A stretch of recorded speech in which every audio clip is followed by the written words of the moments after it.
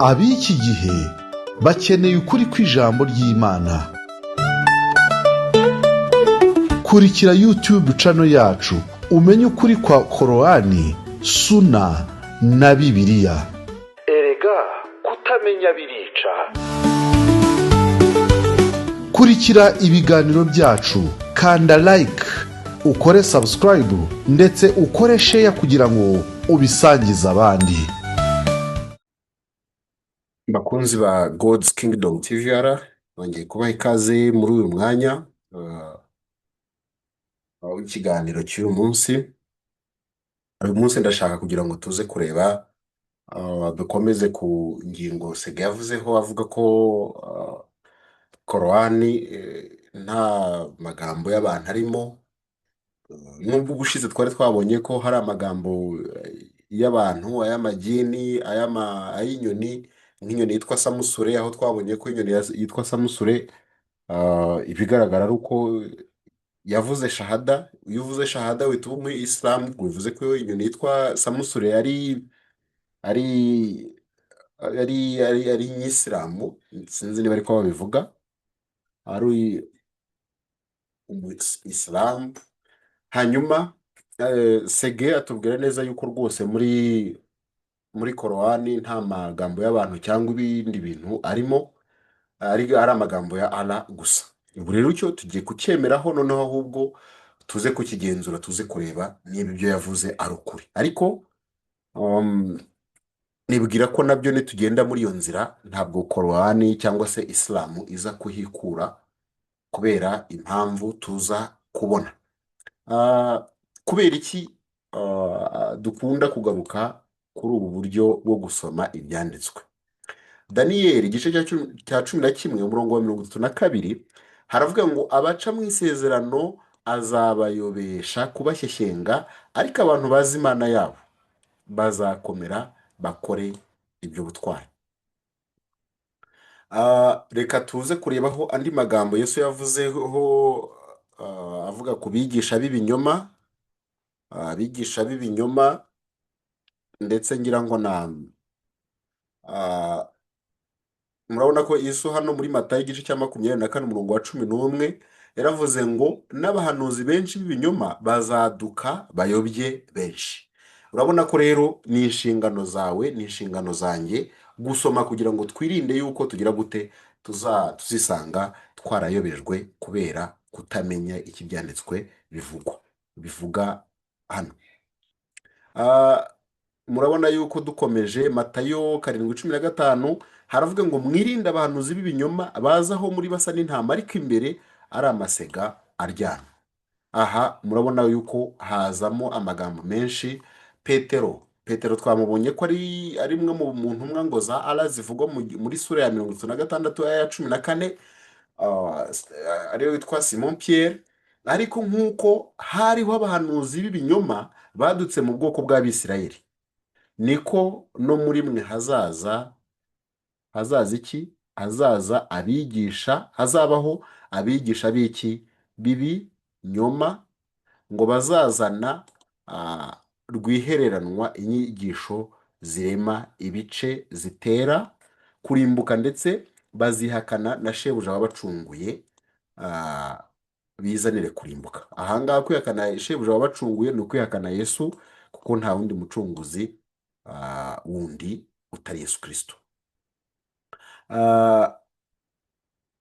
Murabona ko hano muri Luka nanone Yesu yabigarutse aravuga ngo muzabona ishyano abantu niba bavuga neza, kuko ariko basekuruza baba bagenje abahanuzi b'ibinyoma. Ni ukuvuga iyo abantu bavuga neza, abantu abigisha n'iki, abahanuzi b'ibinyoma bavugwa neza. Ngo hazaduka abiyita Kristo n'abahanuzi b'ibinyoma n'abakora ibimenyetso n'ibitangaza kugira ngo babone uko bayobya n'intore. Murabona ko hano rero Yesu yaratuburiye, Bibiliya yaratuburiye, ndetse anavuga ko n'abahanuzi hari n'ubwo bazagera bagakora ibimenyetso bikomeye n'ibitangaza kugira ngo babone uko bayobya n'intore niba bishoboka. So tugendeye kuri ibi rero, reka rero nasome n'uyu murongo wo mu gice cya kane cy'urwandiko rwa mbere rwa Yohana, umurongo wa mbere. Uyu Yohana nawe mwamubonye ko nawe avugwa muri za ntumwa ebyiri zabanje koherezwa muri Antakiya, muri sura ya 36 aya ya 14, aho hano Bibiri itubwira ngo Yohana yaravuze ngo bakundwa, ntimwizere imyuka yose, ahubwo mugerageze imyuka ko yavuye ku Mana, kuko abahanuzi b'ibinyoma ah, benshi badutse bakaza mu isi. Aha murabona ko Bibiliya yagiye ituburira inshuro nyinshi, so dufite inshingano zo kwirinda kwisanga twayobejwe n'abigisha b'ibinyoma n'abahanuzi b'ibinyoma bashobora no gukora ngo ibimenyetso n'ibitangaza. Hanyuma rero reka twumve, dukomeze kumva urukerereza, indirimbo z'urukerereza rwa Sege, atubwira uburyo nyine Korani nta magambo y'abantu arimo, ahubwo ari amagambo ya Allah gusa. Hanyuma tuze kureba mu kanya noneho uburyo muza gusanga iyo statement y'ubwayo, kuvuga gutyo by'ubwabyo bihita bisenya imyizerere ya Isilamu ishingiye ku byo Korani ivuga. Reka tumwumve. Bibiliya arimo amagambo y'Imana gusa arakubesha. Reka nsubize inyuma gato. Bibiliya Ah, ku giti cyawe arimo amagambo y'Imana. Urumva ko Bibiliya, uvuga ko muri Bibiliya arimo amagambo y'Imana gusa arakubesha, tandiswe muri Korani ni amagambo y'Imana gusa, kugira ngo hari umurongo urimo muri okay, reka ngaruke hano. Tugiye kureba muri sura ya 31, sura Luqman, ndumva ariko yitwa ya 31. Nidushaka reka duhere kuri aya ya 14. Ntacyo, reka turebe connection ko yigira nabi. Yaba ari ifriti yaje rya gini ryo kwa Allah. Hano murabona ko hano reka mpere kuri aya ya 15.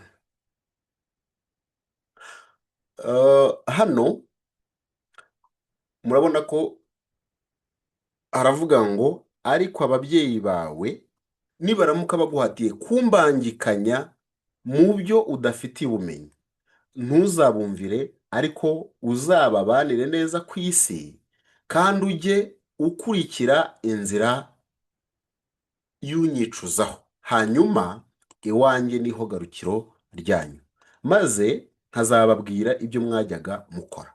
Murabona ko hano Allah niwe urimo kuvuga, arimo aravuga ngo ababyeyi be nibaramuka bamuhatiye kumbangikanya, Allah niwe urimo kuvuga ngo nibaramuka baguhatiye kumbangikanya mu byo udafiteho ubumenyi. Mu yandi magambo, hano nabwo byo ubwabyo, mu byo udafitemo ubumenyi harimo ikibazo. Kubera iki? Ubwo bivuze ngo mu byo ufitemo ubumenyi yemewe kugira gute?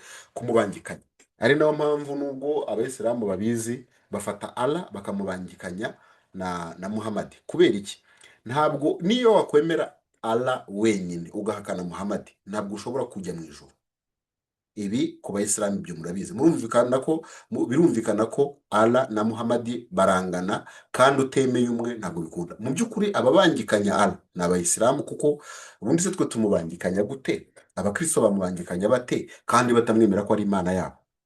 Allah si Imana yabo. Imana y'Abakristo n'Abayahudi yitwa Yehova, yitwa El Shaddai, yitwa El Adonai, yitwa Jehova Jire, yitwa ya mazina tuzi muri Bibiliya arimo. Ntaho Allah iryo jambo rigize gute rigaragara nk'izina ry'Imana y'Abaheburayo n'Abakristo.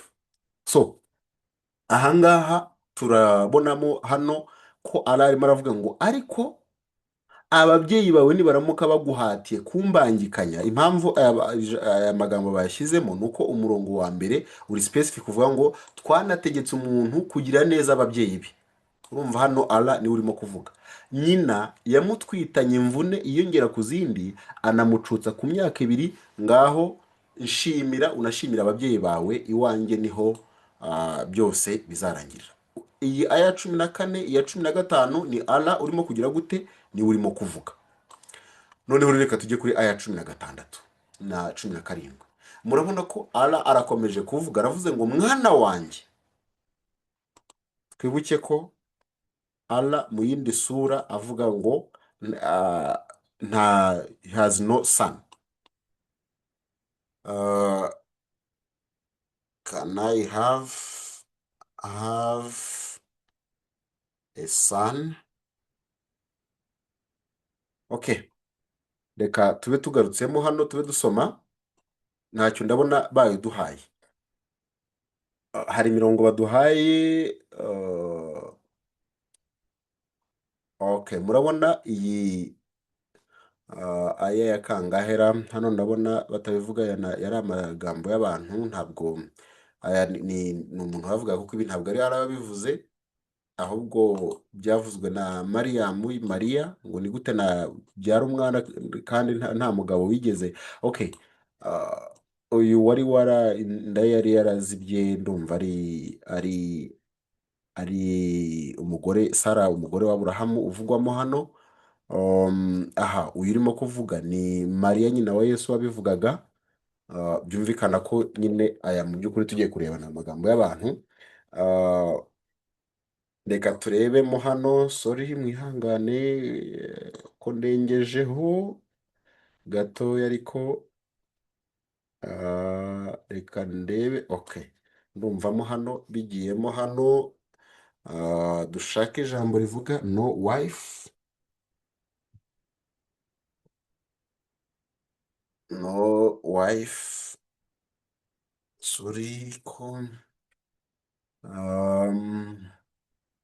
ni sura ya kangahe? Reka turore ni sura. Okay, ngiye murabona ko hano ala muri sura ya gatandatu aya y'ijana n'imwe iravuga ngo he is the originator of the heavens and the earth, how can he have children when he has no wife? Mwabonye ko umugore wa Aburahamu yibajije iki kibazo, Mariya nyina wa Yesu yibaza iki kibazo, none ala nawe yibajije iki. Bivuze ngo ala ni umuntu nawe afite ni kimwe. Ni gute yaba ashobora byose niba adashobora kugira umwana adafite umugore? Yaba Imana ate?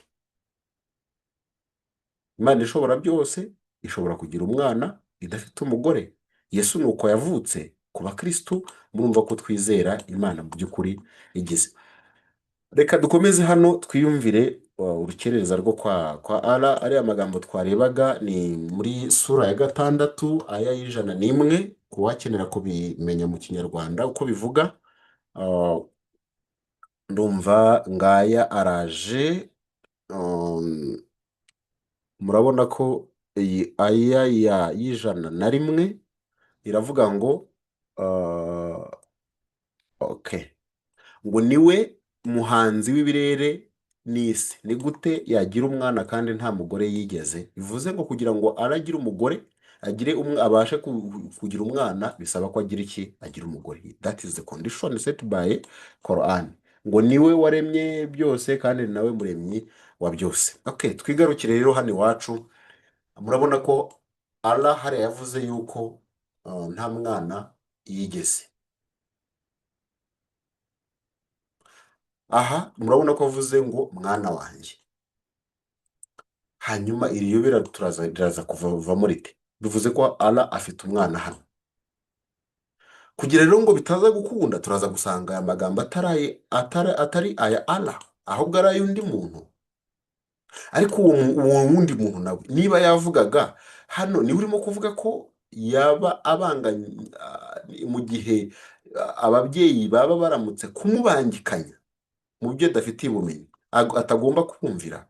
Bivuze ngo uwo muntu niwe waba usaba kutagira gute nanone kubangikanywa n'ikindi kintu cyangwa undi muntu uwo ari we wese, igihe cyose nta bumenyi ubikora abifitiye. Bivuze ngo mu gihe abifitiye, afite ubwo bumenyi, yemerewe kugira gute? Kumubangikanya. Aha rero turasanga ari iyobera. Bashehe, niba wowe Umuyisilamu nteze amatwi,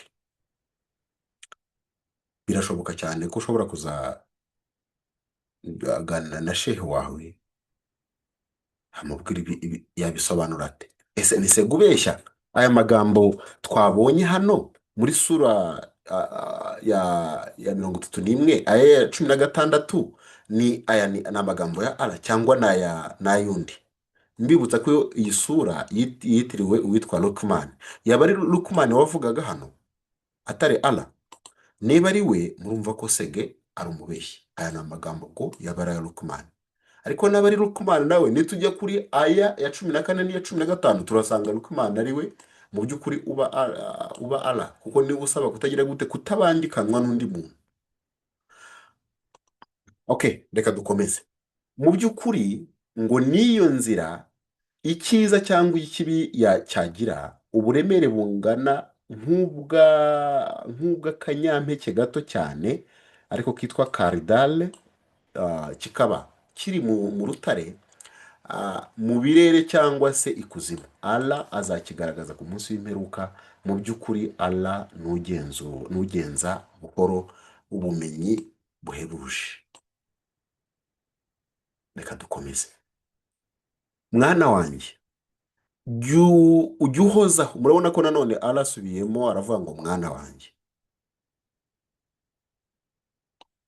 Sege yavuze yuko Korani nta magambo y'abantu harimo amagambo ya Allah.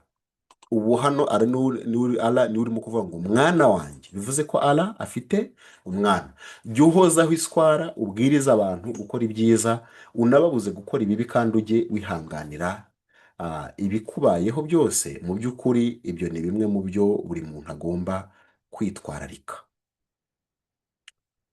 Kandi ntukaneguze abantu umusaya wawe ubibonaho, ntukagende ku isi wibonabona. Mu by'ukuri Allah ntakunda umunyagasuzuguro, kandi ujye ugenda wiyoroheje, ndetse n'ijwi ryawe uricishe bugufi. mu by'ukuri ijwi ribi kurusha ayandi ni ijwi ry'indogobe. Aha ese ntimubona ko Allah yaborohereje? Murabibona aya magambo uko avuga, n'undi urimo kubaza, ntabwo ari Allah ubwe urimo kubaza. So ndagira ngo uyu munsi negutinda usoza, ngiye kongera nsome amagambo yo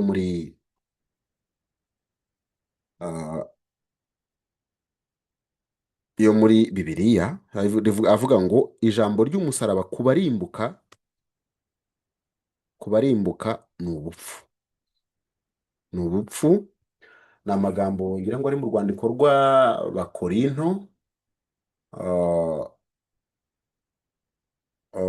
Ni amagambo ari mu rwandiko rw'Abakorinto. Reka nkore ijambo ry'umusaraba.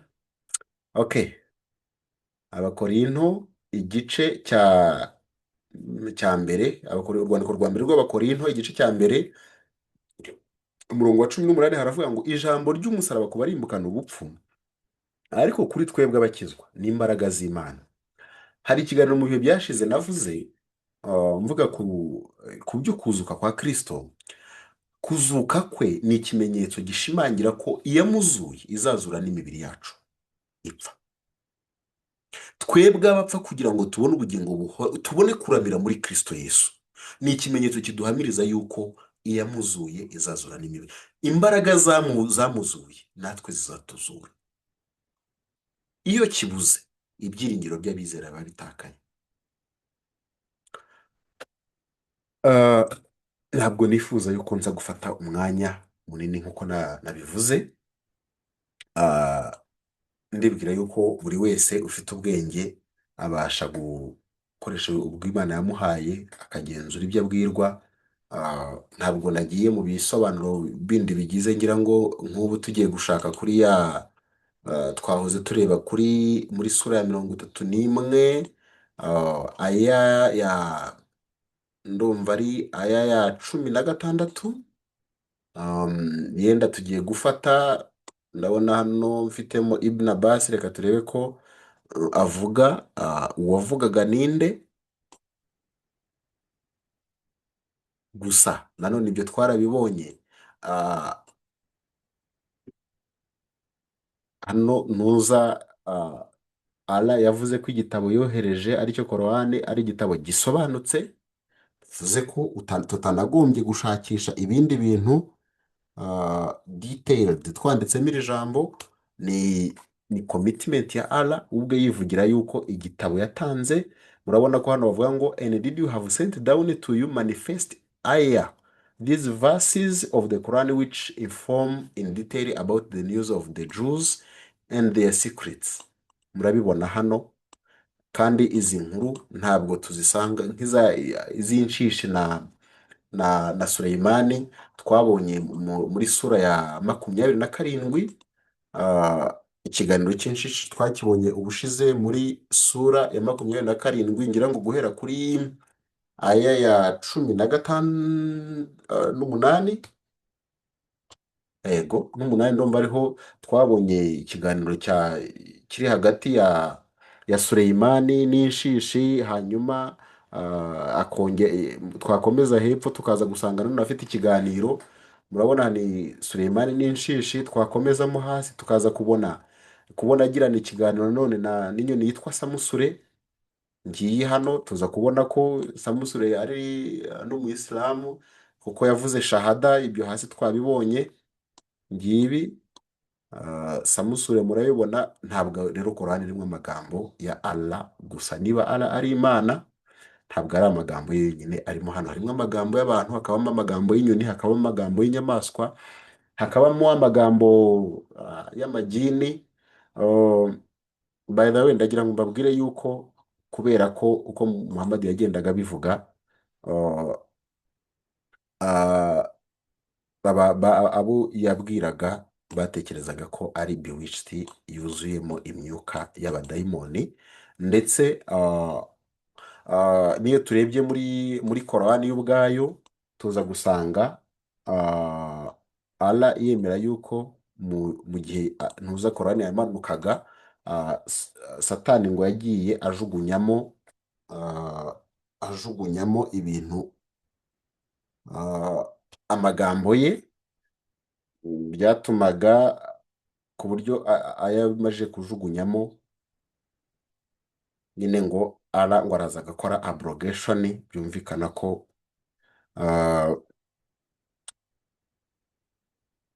Satani ajya akora spying kwa Allah. Reka turore ayo magambo dushobora kuyabona hehe. Ndumva ari muri sura ivuga aho Allah yasabye abamarayika ngo gusenga Adamu bakamwikubita imbere. Nabyo ubwabyo urumva ko Allah ariwe watangije umushinga wo kuramya abantu, arangira aturega ate, avuga ko ari twebwe twateye ibyo bibazo. Twanditsemo Iblis ngaha. Murabona ko sura ya 2 aya 34 iravuga ngo, and remember when we said to the angels prostrate yourselves before Adam. Umva ko hano arayabwiye abamarayika kugira gusenga cyangwa kwikubita imbere ya Adam. Nyamara iyo tugiye mu mategeko 10, mu mategeko 10 ya Mose, ubwo abayisilamu bavuga ko bubahiriza Tora, ntukabyikubite imbere. Murabona yuko ni mu Kuva igice cya 20. Reka tubisome, nibyo biraba ari sawa. Kuva igice cya 20, turabona guhera ku murongo wa mbere haravuga ngo, Imana ivuga aya magambo yose iti, ndi Uwiteka Imana yawe yagukuye mu gihugu cya Egiputa, mu nzu y'uburetwa. Ntukagire izindi mana mu maso yanjye, ntukiremere igishushanyo kibajwe cyangwa igisa n'ishusho yose iri hejuru mu ijuru cyangwa hasi ku butaka cyangwa mu mazi yo hepfo y'ubutaka. Ntukabyikubite imbere, ntukabikorere, kuko Uwiteka Imana yawe ndi Imana ifuha, mpora abana gukiranirwa kwa base nkageza ku buzukuruza n'ubuvivi bw'abanyanga, nkababarira abankunda bakitondera amategeko yanjye, nkageza ku buzukuruza babo b'ibihe 1000. Murabona ko hano ntuza Imana muri Bibiliya yabujije kuba wakwikubita imbere y'ikintu icyo ari cyo cyose. Don't bow down in worship in front of anything. Nicyo kintu kigize gute kiriho. Ariko hano turabona ko Satani nako Allah, ariko ntatandukanye na Satani, yasabye abamarayika kugira gute kuramya Adamu. Iblis ngo ariwe Satani arabyanga. Allah ahita avuga ngo ntabwo yumviye. iyi murabibona ko ni na sura ya karindwi aya ya cumi n'imwe ibigarukaho. Twagaruka aha. Mm, hanyuma katurore aha nicyo cyatumye ngo Iblisi ahita yirukanwa mu ijuru. Hano murabona ko birangira ah, hano nako satani Iblisi ngo avuga ngo waranyobeje, bivuze ko ara niwe wamuyobeje, ngo nanjye nzagira gute, nzabayobya, nzabayobya inzira yawe. Ngibi aha murabona ko bigarukamo, ariko amagambo cyane nashakaga agaragaza uburyo ngo satani ajya yinjirira imana igihe irimo yohereza ngo ubuhanuzi bwayo, hanyuma ngo ikajugunyamo ibyayo. Ni amagambo ari muri korowani. Reka nshakishe ijambo ryitwa soothsayers.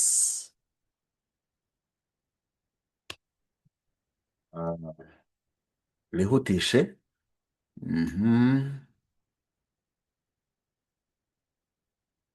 Aha nibwo bavuga ko ari amagambo nk'ay'abacunyi, soothsayers, abacunyi cyangwa abaraguzi b'imitwe.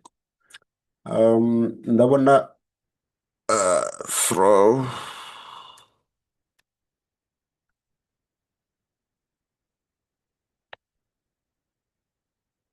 katurore abrogate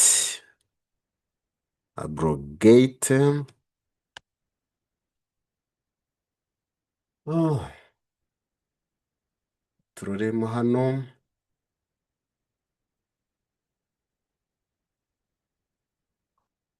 Reka turebe muri iyi sura mo hano niba ariho bivugwa.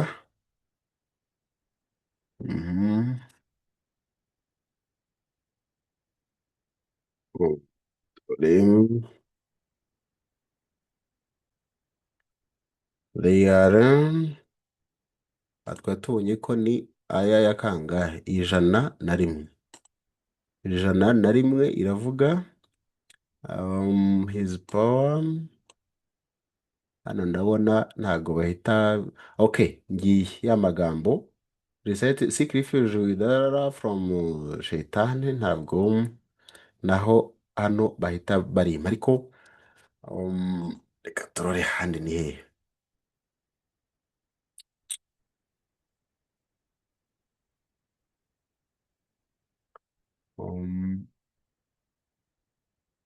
Reka nshyiremo yenda abari, nkoreshe translation yiwe tuze kureba ko ndibona.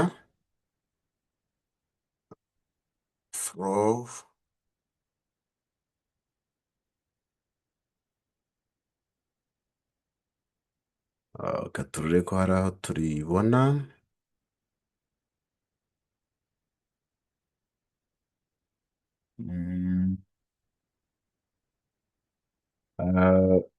Hari aho korowani ivuga ko shaitan ngo ajya ajugunyamo ibye mu gihe ubuhanuzi bwe burimo bumanuka. Ayo rero niyo nashakaga, ariko ndabona ntahita nyabona.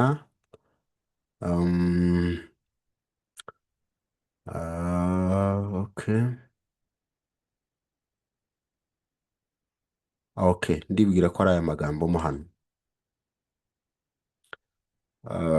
Mwihangane ko mfashe umwanya munini, ariko ni ukubera yuko ntabwo biba byoroshye. Murabona ko hano dufite sura ya 22 aya ya 52 iravuga ngo never did you send a messenger or a prophet before you, but when he did recite the revelation or narrate or spoke shaitan through some falsehood in it, but Allah abolishes that which shaitan or Satan throws in. Then Allah establishes his revelations, and Allah is all knower. Ibi ugiye mu kinyarwanda nabwo ubwo tubonye ko ni isura ya 22